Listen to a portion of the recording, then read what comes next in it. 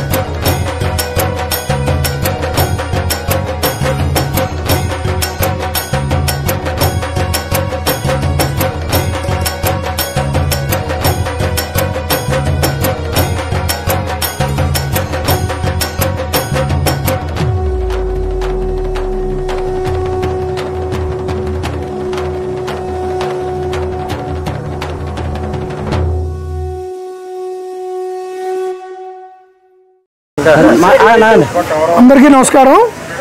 ఈరోజు మా కోటనందూరు గ్రామంలో గొల్లమంద బయల అమ్మవారు దేవి అమ్మవారు నవరాత్రులు జరుపుకోవడం జరుగుతుంది. కాబట్టి నవరాత్రుల్లో భాగంగా ఈరోజు సరస్వతీదేవి అలంకారంలో అమ్మవారు ఎంతో వైభవంగా మనకి అలరిస్తున్నారు.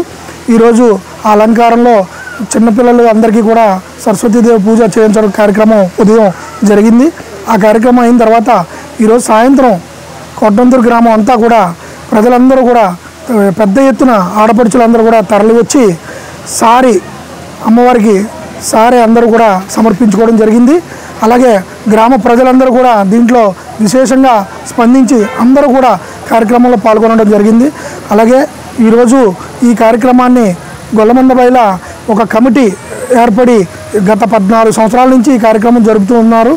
అలాగే ఈ కమిటీలో ముఖ్యులైనటువంటి దార్ల గోపి కానీ శివ కానీ అలాగే గోవిందు అలాగే తన అప్పల ఏం పేరు దేవుళ్ళు గింజాల లోకరాజు గారు అలాగే గింజాల చెల్లారావు గారు అలాగే పెద్దలు ఆడపడుచులు అందరూ కూడా పాల్గొని దార్ల రమణ వీళ్ళందరూ కూడా పాల్గొని విజయవంతం చేయడం జరిగింది.